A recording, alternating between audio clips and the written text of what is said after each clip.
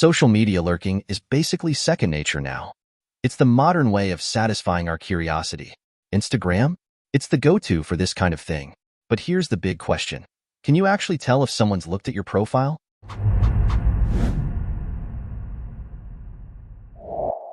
The short answer is no, you can't. Instagram keeps profile views anonymous to protect privacy. Unless someone likes, comments, or views your story, there's no way to know they visited.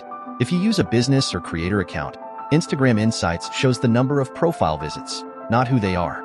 It's helpful for stats, but won't reveal any names. And those third-party apps claiming to track profile views? Don't trust them. They're unreliable and risky for your account's security. So, how can you get a hint someone's interested? Engagement is your clue. If your engagement, like views or profile visits, goes up, someone has been lurking around. And for private accounts? Same deal.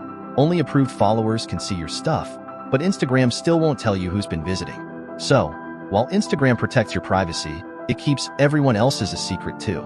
If you want to learn more about the topic, you can check out our blog, link is in the description. That's it. See you next time.